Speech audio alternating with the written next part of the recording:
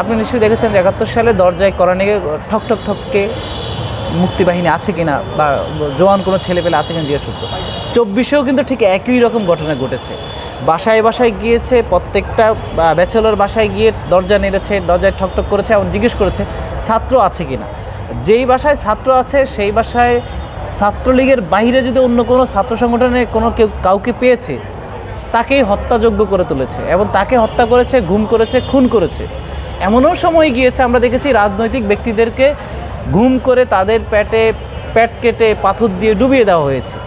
এই ঘটনাগুলো আসলে আমাদের দেশের পুরো এক যেই ইতিহাস, সেই ইতিহাসের এক কালান্তর, এক সাক্ষী।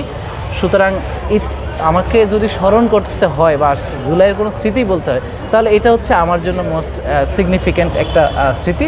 ১৬ তারিখ আবু সাঈদ যখন ২ হাত প্রসারিত করে বাংলাদেশকে মুক্তি করার জন্য তার জীবন উৎসর্গ করেছিলেন, তারপর থেকে সরকার আরও বেশি আগ্রাসী ভূমিকা পালন করেছে এবং সরকার আরও বেশি এদেশের ছাত্র জনতাকে হত্যা করেছে। ভিনদেশিদের দ্বারা ৭১ সালে আমরা হত্যাযজ্ঞের শিকার হয়েছি, বিভিন্ন ধরনের নির্যাতনের শিকার হয়েছি।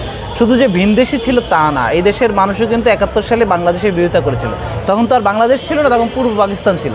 পশ্চিম পাকিস্তান, পূর্ব পাকিস্তানের আমলেও কিন্তু এই পূর্ব পাকিস্তানের মানুষই কিন্তু পশ্চিম পাকিস্তানিদের হয়ে আমাদের সাথে লড়াই করেছে, আমাদের পূর্বপুরুষদের সাথে লড়াই করেছে, বাঙালি এবং বাঙালি সত্তাকে ধ্বংস করতে চেয়েছে। ঠিক একইভাবে এই ২০২৪-এও আমরা দেখেছি যে আমাদেরই কিছু বাঙালি, আমাদের দেশেরই নাগরিক, তারা এই দেশকে অস্থিতিশীল করতে এবং এই দেশের মানুষকে হত্যা, গুম, খুন করেই কিন্তু ১৭ বছর শাসনামল তারা টিকিয়ে রেখেছে।